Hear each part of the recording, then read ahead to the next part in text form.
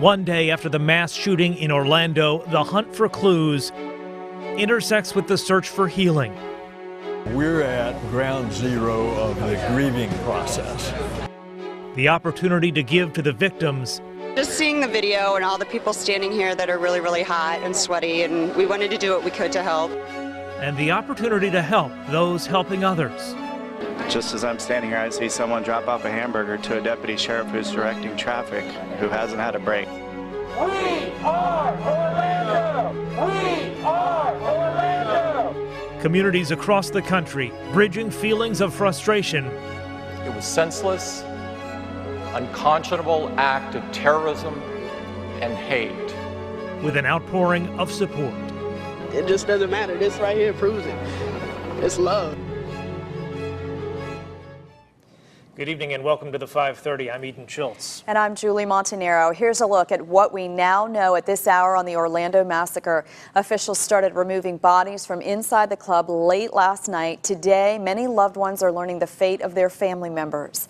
City officials continue the work of notifying family of the 49 killed. Right now, 47 names are listed on the city website. Also new today, we're learning more about the store selling the gun to the suspect. The owner says he passed a full background check. And new questions this evening about the timeline of events and why police waited hours before storming the nightclub. As we learn more about this investigation, the focus is now on the families who are grieving, trying to understand what happened and why. Jamie Yuckas explains many of the victims were young people in a close community of friends. Family members gathered in Orlando for the heart-wrenching news about their loved ones. City officials spent the day notifying next of kin of the 49 killed in the massacre at the Pulse Nighclub. Luis Vasquez lost his nephew. He's still going to be in our memories and our hearts. That's never going to go away. We remember the person that he was, not, what he is right now. Cecil Flores lost his daughter Mercedes. Take care of your kids and teach your kids in the right way. 34-year-old Edward Sotomayor is said to have texted this video just minutes before he died in the gunfire. And this one appears to show the last moments of 25-year-old Amanda Alviar's life. At Orlando Regional Medical Center, Nicholas Perez and Angel Torres learned their friend Brenda McCool had died. From what we heard, she was missing, but now we just found out that she's gone. Many survivors had high-velocity gunshot wounds. Some owe their lives to the heroes who got them to the hospital. Josh McGill escaped the violence, but found Rodney Sumter Jr. bleeding from 3 gunshot wounds. He helped him reach police at the scene. So the police officer turned to me and said, okay, this is what the deal is. You're going to lay down in the back of the cop car, and he's going to lay on top of you, and I want you to bear hug him and try to keep all the pressure on him as you can. McGill held Sumter all the way to the hospital, where he was rushed into surgery. Several of the injured are said to be in grave condition and fighting for their lives. Jamie Yuckas, CBS News, Orlando. Hospital officials say they are optimistic about the recovery of the injured and that they no longer require major amounts of blood. Here in Tallahassee, an outpouring of support. Folks gathered last night at Lake Ella, lighting candles, walking a lap in honor of victims of the tragedy. Several local groups are teaming up for another vigil this evening. Aaron Lish is live now at the First Presbyterian Church downtown. Aaron? Yeah, so this entire candle vigil did move from the Capitol to here at the First Presbyterian Church. Aaron, thanks, and we'll see you again at 6 o'clock for an update. I said what he did was act of terrorist, but as far as him being a terrorist, I'm not aware. That's the father of the gunman, Omar Mateen, speaking out today. The 29-year-old opened fire in that nightclub, and we're learning more details about his life leading up to the shooting. The Associated Press is reporting Mateen was a bodybuilder, a security guard, and reportedly wanted to become a police officer. And in Orlando, we're learning that Mateen was also a religious man attending a local mosque.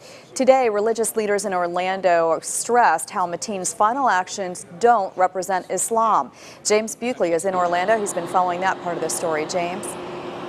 Hey, Julie, as you can imagine, the shooting death of 49 people in Orlando have many people asking just one simple question: why? But those of the Islamic faith say Omar Mateen, what he did makes him not a true follower of the religion of Islam. Now, the leader of American Islam in Orlando, the Imam Muhammad Musri, spoke with us today. James, thanks so much, and we'll look forward to that one-on-one conversation. Orlando's mass shooting is sparking a state and national conversation that focuses on access to guns here in the United States. If you're on the FBI's terrorist watch list, if you're not allowed to fly in an airplane, you should not be allowed to buy a dangerous weapon. The two sides on this issue in a continuous debate, and we know many of you have questions about that. Matt Galka joins us live now. And Matt, given this weekend's events, how has this debate changed, or has it?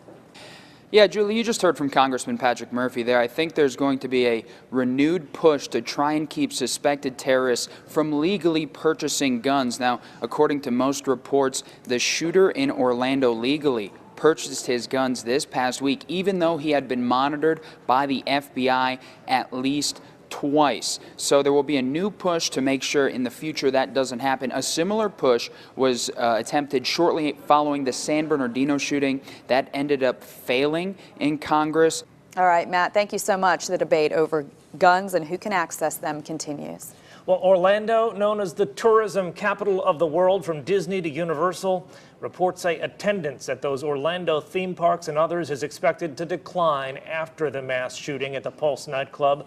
Some in our area say the tragedy does make them think twice about visiting. Others say they won't change their ways. I'm actually not from Florida. However, I don't think it would prevent me from visiting Orlando for fear of my safety, because those things can happen anywhere.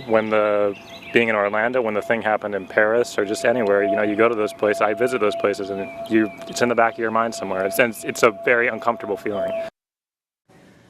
And some told us today they will be more mindful of their safety, but not fearful.